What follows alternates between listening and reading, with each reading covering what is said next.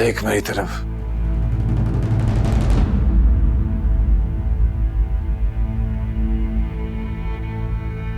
कुछ पूछ रहा हूं तुझसे। मेरे बेटे का चेहरा बिगाड़ने की क्या जरूरत थी?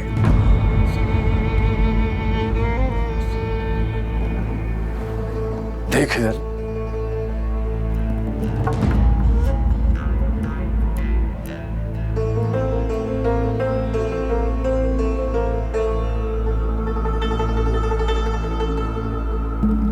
नीचे क्या तेरी मां बैठी है जो बार बार गर्दन नीचे कर रहा? देख मेरी तरफ।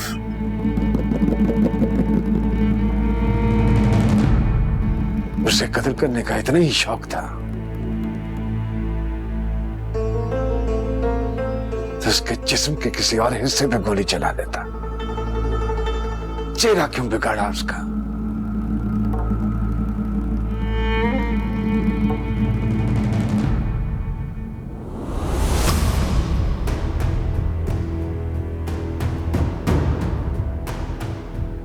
ऐसा काम करने की क्या जरूरत है जिसका जवाब न दे सको?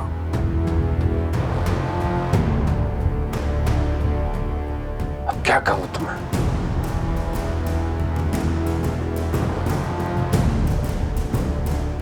बहुत जुल्म और बगैरती की है तुमने।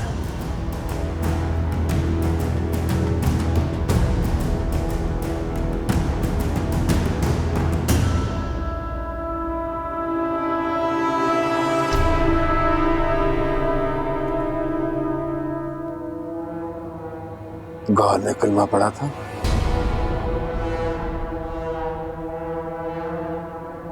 तूने उसको मोहलत दी थी। कुछ पूछ रहा हूं तुझसे। नहीं।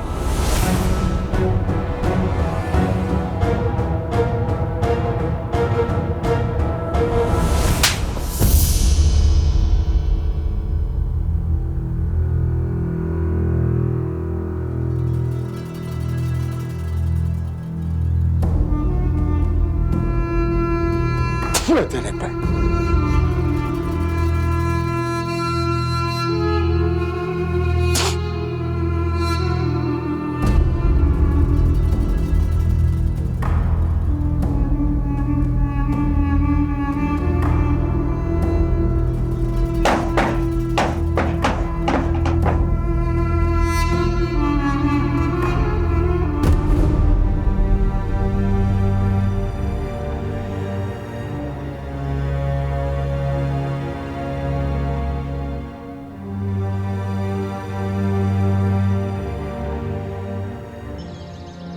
तोरा पता करो जाकर कि बगैरत का जिरगा भी बैठा या चला गया।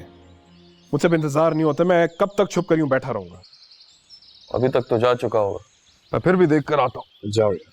तुम कहाँ जा रहे हो मेरे मासूम भाई को अकेला छोड़कर? काम है जरूरी। अच्छी तरह जानती हूँ तुम्हें क्या जरूरी काम। इसीलिए जा रहे हो ना कि तुम्हारी गैर मौजूदगी में तुम्हारी बहन मेरे मासूम भाई को वर्गला सके। तुम्हारी साजिश कभी कामयाब नहीं होगी तौरा खान। तुम्हारी बहन मेरे भाई की दुल्हन कभी नहीं बनेगी इंशाअल्लाह। तौबा! बानो, तुम हर वक्त बदगुमानी की बातें क्यों करती रहती? बदगुमानी की बातें नहीं कर रही, सच कह रही। दाजी ने मेरा मान रखते हुए तुम्हारी शादी सैफुर रहमान की बहन से तय की है और इस आदमी की हर साजिश को नाकाम कर दिया। क्या? मेरी शादी? हाँ, अगले जुमे तुम्हारा निकाह।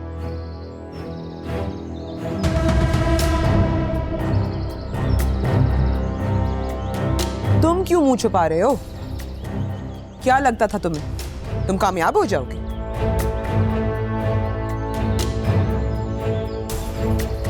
अच्छा नहीं किया तुमने। मेरे साथ भी कभी किसी ने अच्छा नहीं किया, लेकिन दाजी ने आज मेरी बात मानकर सब अच्छा कर दिया। आज मैं बहुत खुश हूं कि जो तुम चाहते थे वो मैंने होने नहीं दिया।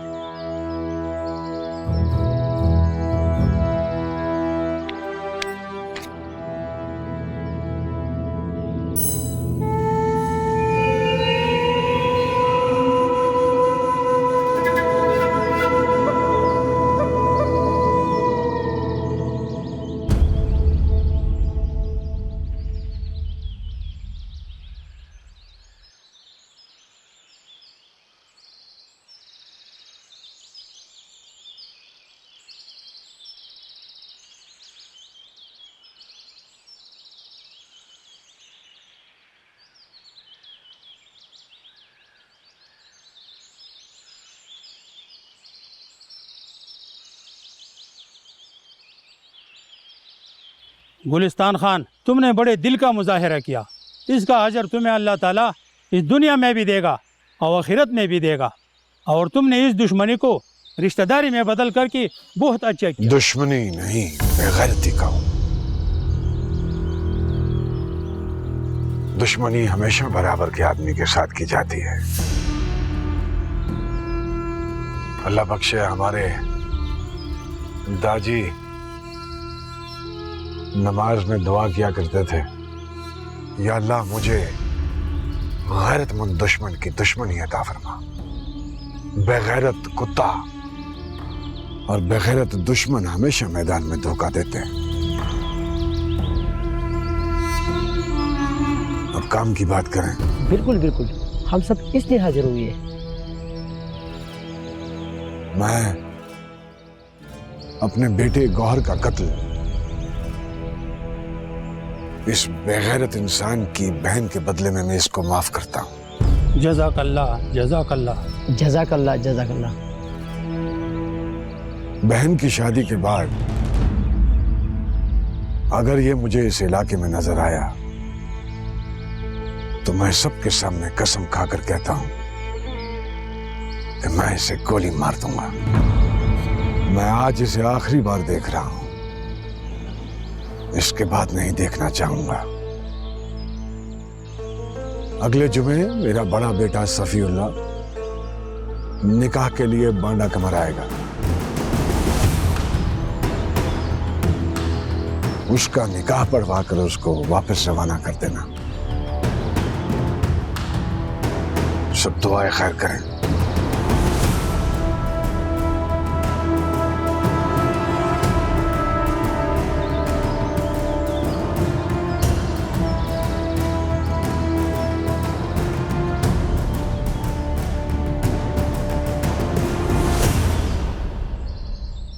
दुर्खने, दुर्खने, अरे क्या हो गया है? दुर्खने कहाँ है काकी? अरे न सलाम न दुआ, और दुर्खाने कहाँ है काकी? इतनी खुश क्यों हो? नतीजा निकल आया है क्या? हाँ काकी, निकल आया नतीजा। दुर्खाने तो फेल हो गई होगी खैर से। नहीं काकी, हमारी पढ़ाई का नहीं, वो गुलिस्तान खान वाले मसले का नतीजा निकल आया। क्या फैसला हुआ? मेरी शादी हो रही है उसके बेटे के साथ अगले जुमे। मुबारक हो चुने, तुम इस इम्तिहान में भी पास हो गई हो। बगैर किसी मेहनत के पास हुई हूँ। अरे तोबा तोबा, उस बेचारी की जिंदगी तबाह हो रही है और तुम उसे मुबारकबाद दे रही हो। पागल हो गई हो क्या? अम्मा अम्मा, इसकी जिंदगी तबाह नहीं हो रही, शादी हो रही है इसकी। अरे इस शादी से तो मौत बेहतर है। देखो उस बेचारी की जिंदगी बर्बाद हो रही है। ना तो ससुराल में उसकी कोई इज्जत होगी और ना कोई जगह। इधर आ मेरी बच्ची, इधर आ, मेरे गले लग जा और रो ले अपनी किस्मत को। या अल्लाह, तू मेरी बेटी को सास के जुल्म सहने की तौफीक अता करना। इसके शौहर के दिल में इसके लिए रहम डालना। अम्मा खामखा रो रही हो, वो खुश है इस शादी से। खुश कहाँ है बेचारी? अरे भाई की जिंदगी बचाने के लिए उसकी कुर्बानी दी जा रही है। अरे कुर्बान होते वक्त तो जानवर भी चीखते हैं, और हम औरतें, हम तो कुर्बान भी होते हैं और हमें चीखने की इजाजत भी नहीं होती। चलो लो, इससे पहले कि अम्मा तुम्हें चीखने में मजबूर कर दे।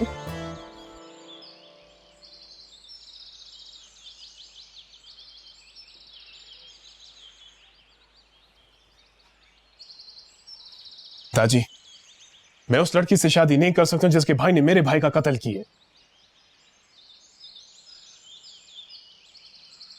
दादी, उसकी शादी औरंग से करा दे।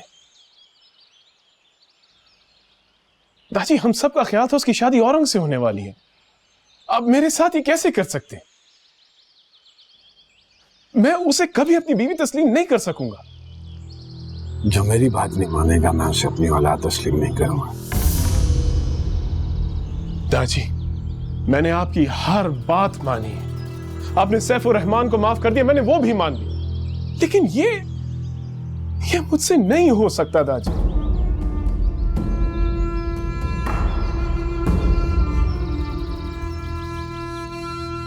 अगर पलवशे तुम्हारी बीवी बनी तो बानो हम सबका जीना हराम कर देगी। वो आज तक हमें माफ नहीं कर सकी है क्योंकि हमने उसकी शादी दूल्हे से कराई है। दाजी मैं पलवशे से भी शादी नहीं करूंगा। मैंने किसी से शादी नहीं करनी। मैं कुलालाई के साथ खुश हूं। लेकिन मैं खुश नहीं। उसके साथ रहोगे तो सारी जिंदगी बेऔलाद रहोगे। सैफुर रहमान की बहन तो औरंग की बीवी बनने वाली थी। दाजी मेरी बहन। देखो सफीउल्लाह, उस लड़की से शादी करने में बहुत फायदा है तुम्हें। जज्बाती मत बनो। कैसा फायदा दाजी? ये समझो कि वो लड़की तावान में तुम्हारी बीवी बनेगी और तावान में आई हुई लड़की सारी जिंदगी तुम्हारे सामने सर नहीं उठाएगी, बल्कि तुम दोनों की खिदमत करेगी। रूब रहेगा तुम दोनों का उस पर।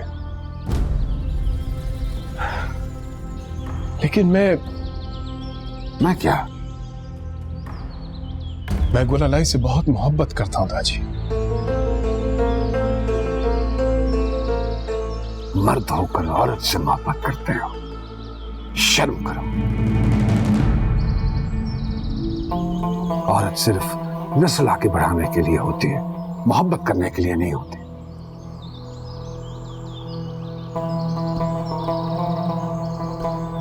और गुलालाई से तुम्हारी नस्ल आगे नहीं बढ़ेगी। इसीलिए कहता हूं, नई शादी से नस्ल आगे बढ़ाओ और पुरानी से मोहब्बत करो।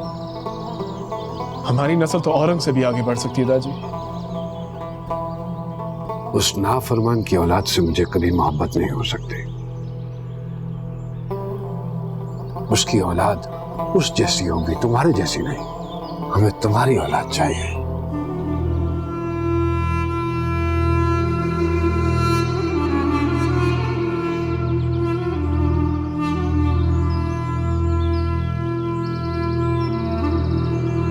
अगले जुमे तुम्हारा निकाह है। हम सबको शर्मिंदा मत करवाना।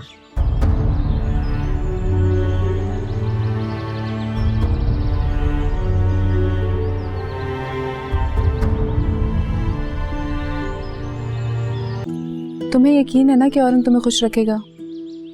कहीं ऐसा ना हो कि औरंग भी दूसरों की बातों में आकर तुम्हारे साथ वही सब करे जिसका मुझे और अम्मा को डर है। औरंग दूसरों की तरह नहीं है। अगर वो ऐसा होता तो यहाँ पे गाँव वालों के साथ ही रहता। वो तो यहाँ से निकला ही इसीलिए कि वो मुख्तलिफ है। अल्लाह करे ऐसा ही हो जैसा तुम सोच रही हो। इंशाल्लाह सब ठीक हो जाएगा, तुम फिक्र ना करो।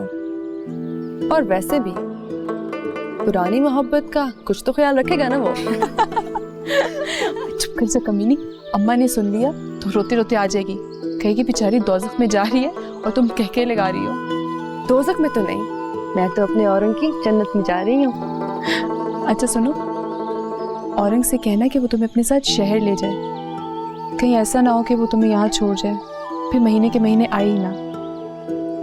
मैं ऐसा कुछ नहीं कहूँगी। क्यों बेवकूफ? मुझे कहने की जरूरत ही नहीं पड़ेगी, वो खुद ही मुझे शहर ले जाएगा। देख लेना, एक मिनट भी मेरे बगैर नहीं रह सकेगा वो। वाह जी वाह, अभी से इतना गुरूर? किस बात का गुरूर है? अपने हुस्न का? मोहब्बत का। मोहब्बत का नहीं, शादी का। पता नहीं लड़कियां शादी करते ही इतनी मगरूर क्यों हो जाती है। मुझे क्या पता, मेरी तो अभी तक शादी भी नहीं हुई। शादी नहीं हुई और अभी से इतनी मगरूर हो रही हो? शादी के बाद तो मुझे पहचानोगी भी नहीं। मैं तुम्हारी तरह बेगैरत नहीं हूँ जो भूल जाऊंगी। खबरदार आइंदा ऐसी बात ना करना। अच्छा ठीक है, ये बात नहीं कहूंगी, लेकिन एक बात जरूर कहूंगी। औरंग से कह के मेरा भी शहर में किसी से रिश्ता करवा देना। डॉक्टर हो तो बेहतर है, वरना पायलट और अंग्रेजी का प्रोफेसर भी चलेगा। औरंग तो नहीं, मैं खुद तुम्हारे लिए लड़का ढूंढूंगी, और वो भी तुम्हारी फरमाइशों के मुताबिक। डॉक्टर पागलों का, ताकि तुम्हारा इलाज मुफ्त हो सके। हम दोनों कितने अरसे के बाद ऐसे हंस रहे हैं ना। पता नहीं तुम्हारे जाने के बाद मैं किसी के साथ ऐसे हंस भी सकूंगी या नहीं। मेरा तुम्हारे अलावा कोई भी नहीं है। मेरा भी तुम्हारे सिवा कौन है? औरंग है ना?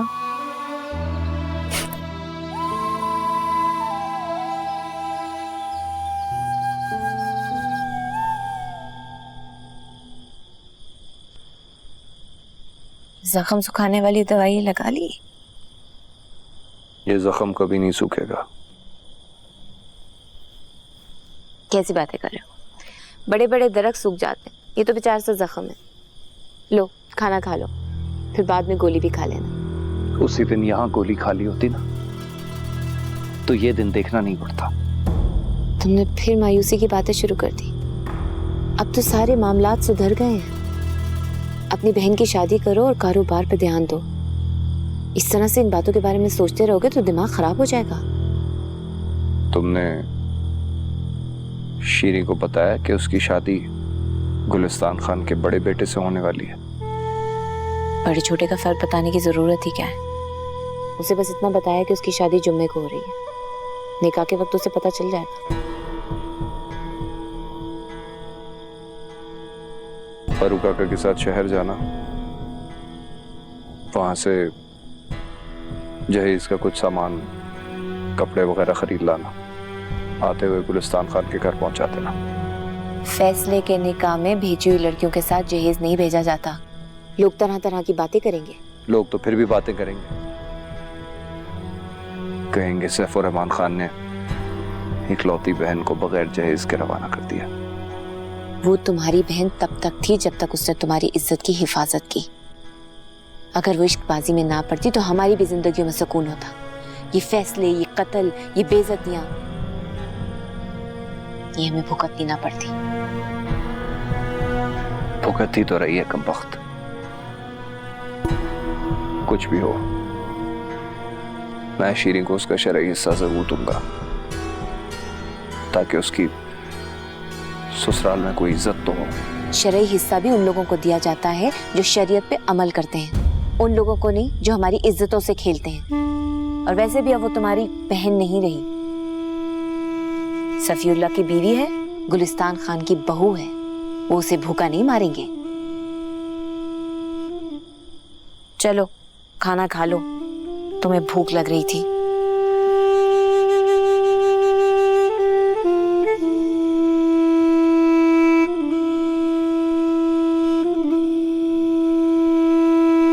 गुलिस्तान खान ने फैसला किया है, कुछ सोच समझ कर ही किया होगा।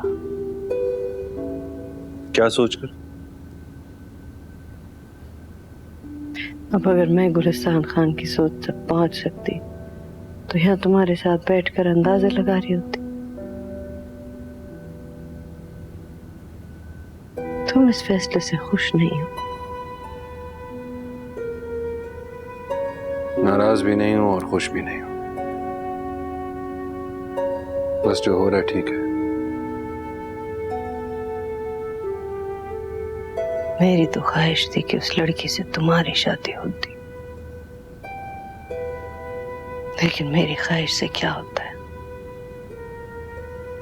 अगर इस घर में मेरी ख्वाहिश पे कुछ हो रहा होता तो अपना बेटा कत्ल करा के ना बैठी होती। खुदा के हर काम में कोई ना कोई मसलियत ही होती है, इसमें भी कोई अच्छाई होगी। किसी के कत्ल में क्या अच्छाई होगी? मैं सफीउल्लाह और शीरी की शादी की बात कर रहा हूं। एक बेटा कत्ल हो गया,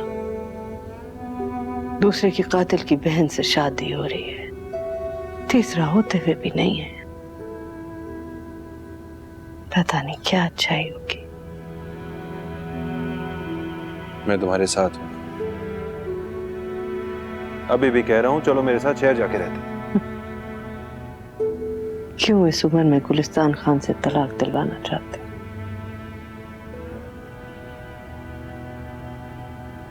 पहले एक दफा तो खामोश हो गया था, अब चुप नहीं रहेगा।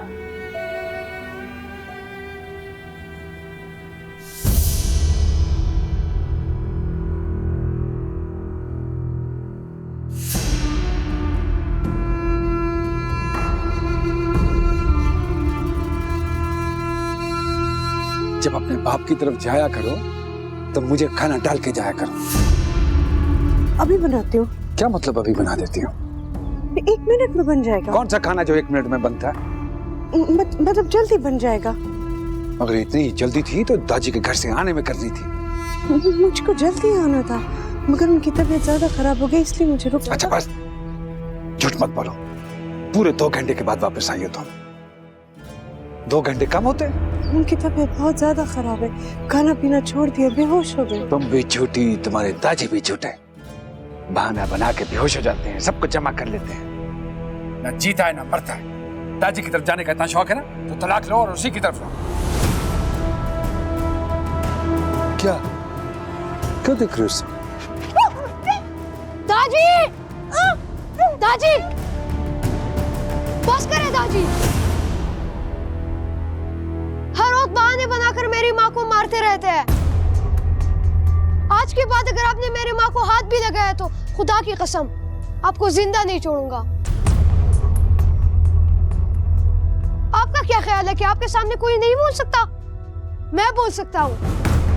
आए मारे मुझे, खड़ा हूँ आपके सामने। अम्मा, नानी फोत हो गई।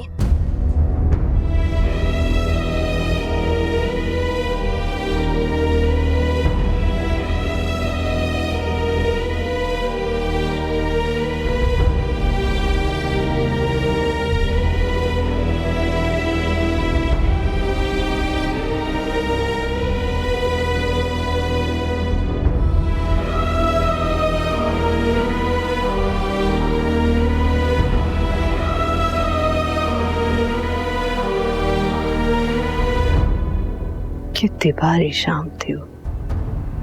उस रात हम दोनों के बाप फौत हुए थे। तुम्हारा मिट्टी में दफन हुआ और मेरा जीते जी मर गया।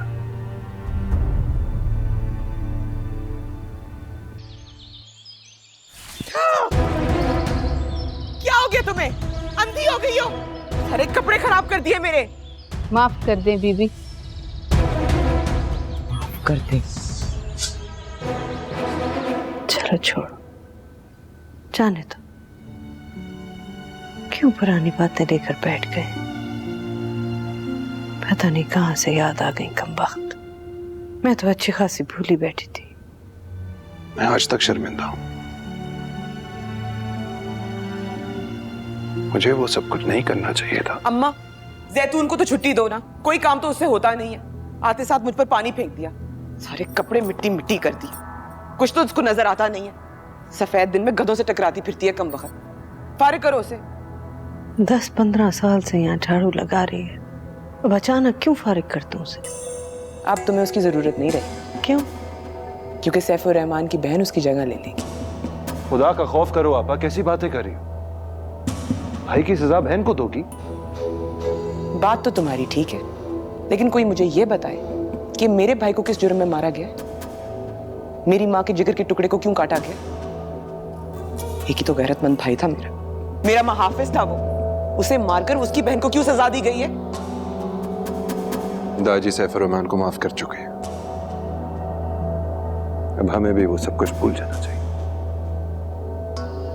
माजी में रहेंगे तो जिंदगी कैसे गुजारेंगे? ये तुम्हारी तकरीरें शहर में ही काम आएंगी, जहाँ तुम्हारे जैसे पढ़े लिखे बुज़दिल रहते हैं। हमारे गांव के अपने रिवाज हैं। हम तुम्हारी किताबों पर नहीं, अपने रिवाजों पर चलेंगे। ये तो वही वाली बात हो गई है। गांव अभी बसा नहीं है, चोर उचक के पहले आ गए। शादी अभी हुई नहीं है, लड़की अभी आई नहीं है, काम तुमने उससे पहले कराने शुरू कर दिए। आ जाएगी अम्मा, इंशाल्लाह आ जाएगी। तुम कहो तो उसके रहने के लिए दादी की घोड़ों वाली कोठड़ी साफ करा दूं, बल्कि साफ कराने की क्या जरूरत है, खुद ही आकर साफ कर लेगी। खुदा का खौफ करो आपा, क्या हो गया? मां समझाओ ना। अरे बेटा, मैं भी सुन रही हूँ, तुम भी सुनो। तुम चुप करो और शहर वापस जाओ। पढ़ाई में हार जोर है तुम्हारी। जुमे को ने कहा है हफ्ते को चले जा।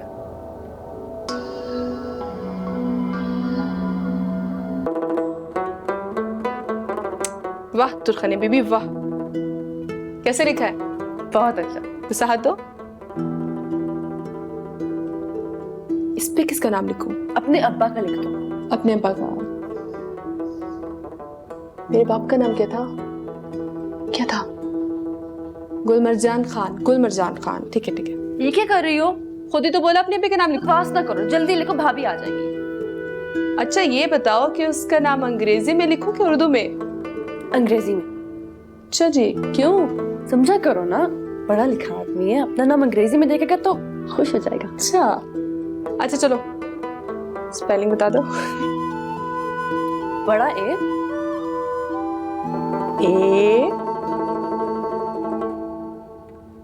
छोटा यू। छोटा अंग्रेजी में कैसे लिखते हैं? क्या है ये? लिखो। खुद ही तो कहा छोटा यू। सिर्फ यू। अच्छा सिर्फ यू। यू।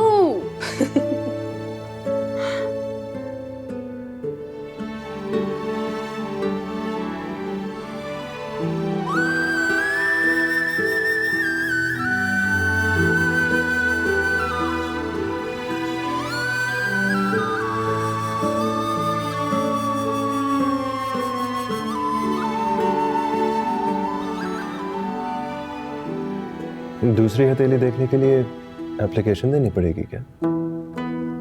उसके लिए भी तोहफा देना पड़ेगा। अच्छा चलो ये भी उधार लिख लो।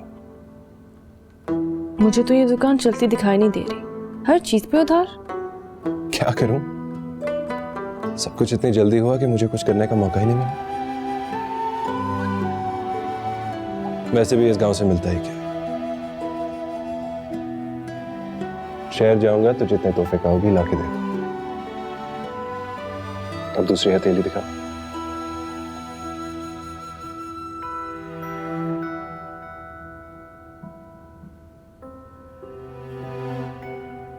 मेरा नाम तुमने इंग्लिश में लिखा है और अपना उर्दू में,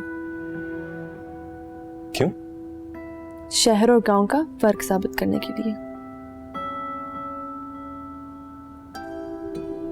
लेकिन दोनों नाम अलग अलग लिखते हैं, एक साथ भी तो लिखे जा सकते थे। शीरी औरंग, तुमने हम दोनों को मिलने से पहले जुदा कर दिया। तुरखाने कम वक्त को मैंने कहा भी था कि दोनों नाम एक ही हाथ में लिखे, लेकिन उस दीदी ने दोनों अलग अलग ही लिख दिए। कह रही थी अगर दोनों नाम एक ही हाथ पे लिखूंगी तो दूसरे पे क्या लिखूंगी?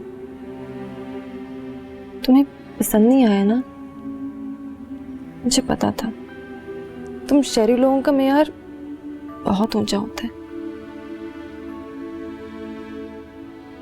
हाँ वाकई मेरा मेयार बहुत ऊंचा है। चलो आओ, शीरी और अंक को इकट्ठा करते हैं।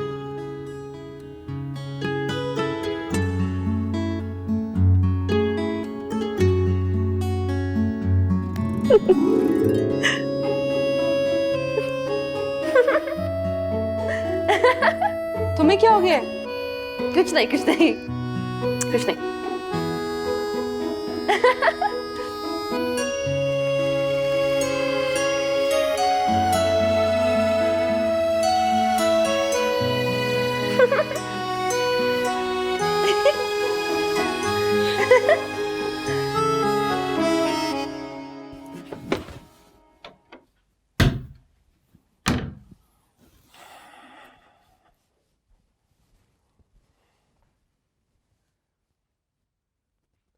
मुझे भूख नहीं है।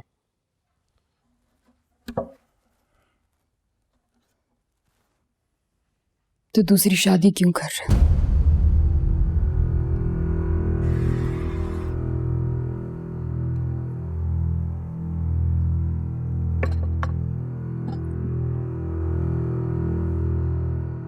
बात सुनो। अब नई वाली को सुनाना सारी बातें। तो मेरी मजबूरी समझने और मेरा साथ देने के बजाय खुद को तकलीफ दे रही हो, और मुझे भी। खुदा की कसम ये सब कुछ मेरी मर्जी के बगैर हो रहा है। होने दो, बिस्मिल्लाह करो, खाना ठंडा हो रहा है। तो मेरे साथ बैठो। मैं नहीं बैठ सकती, मेरे जोड़ों में उठते बैठते दर्द होता है। चलती रहती हूँ तो सुकून रहता है। वैसे भी मैं बीमार औरत हूँ, कहीं तुम्हें भी बीमार ना कर दूं। तुम बैठोगे नहीं तो मैं मैं खाना नहीं खाऊंगा।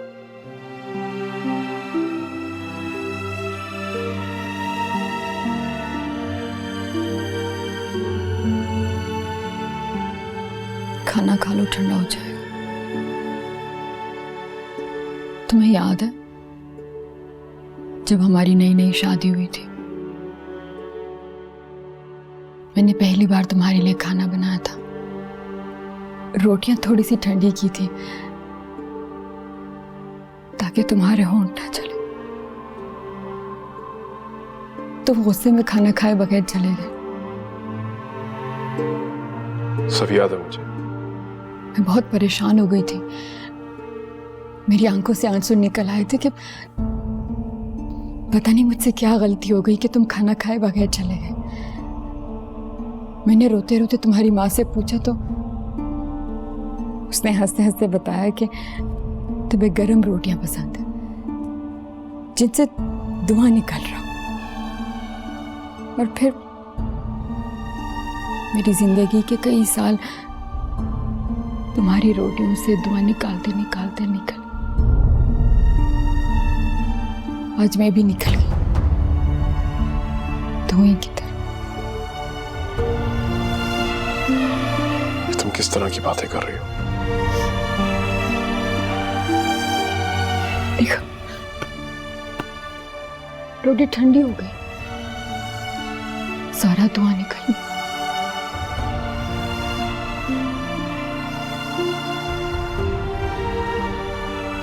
तुम्हारी माँ ने तो मेरे पूछने पे बताया था मुझे, लेकिन मैं तुम्हारी नई दुल्हन को आते साथ ही बताऊंगी कि तुम्हें हमेशा गर्म रोटी लाके दे, क्योंकि तुम ठंडी रोटी और बीमार बीवी को छोड़ के चले जाते।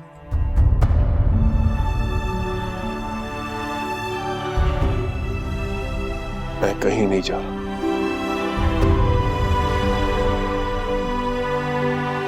लेकिन मैं जा चुकी।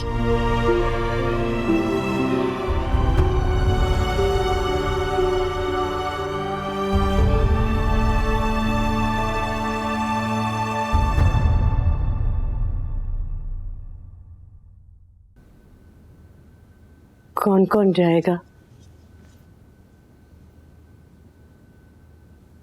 कहाँ? सफीउल्लाह की दुल्हन को लेने।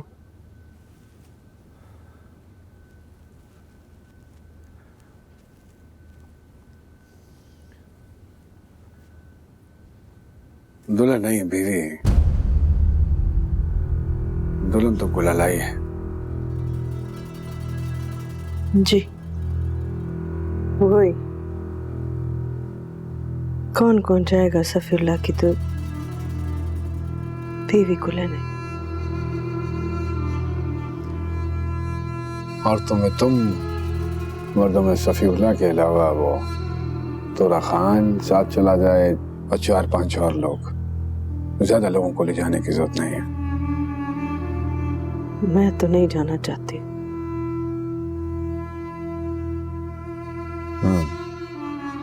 तो फिर वो अपनी बानों को भेज दो। एक औरत के साथ जाना अच्छा होता है। वैसे कोई ना भी जाए तो क्या फर्क पड़ता है,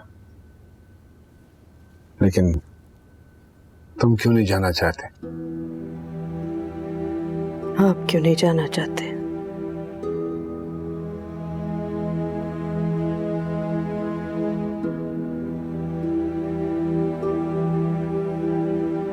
कर्जे की वसूली हमेशा मेरे बेटे करते आए हैं।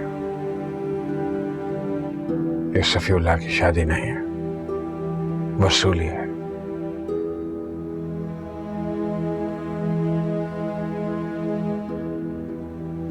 तुम क्यों नहीं जाना चाहते?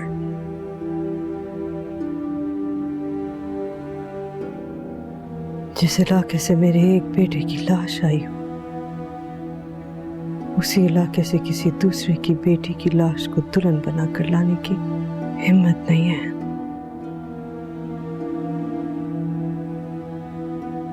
ठीक है, अच्छा है, नहीं जाओ तो अच्छा है, नहीं जाओ।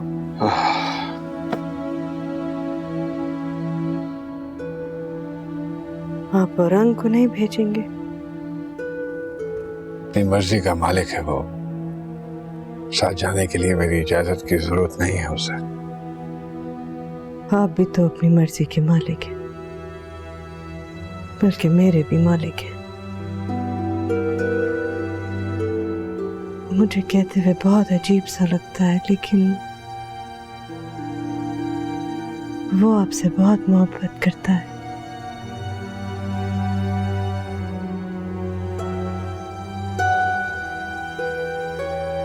जाते हुए ये बल्ब बंद कर जाना।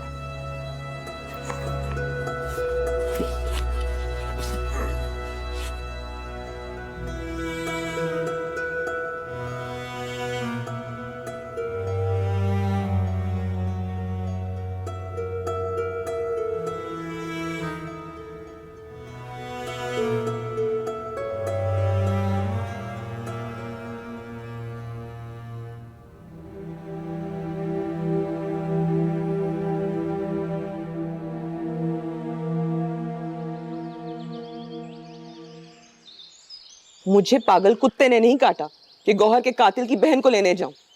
किसी ना किसी औरत का जाना तो जरूरी है ना। हर बात पर जिद मत किया करो। जाओ जाकर तैयारी करो। मुझे कोई शौक नहीं है जलील होने का। नहीं, तुम्हें तो दूसरों को जलील करने में मजा आता है। हाँ आता है। अगर मैं खुद जलील जिंदगी गुजार रही हूं तो क्यों ना करूं मैं दूसरों को जलील। अगर तुमने तोरा का ढोल मेरे गले में ना डाला होता ना तो आज ढोल बजाती जाती और ले आती दुल्हन को। मैं नहीं जाऊंगी।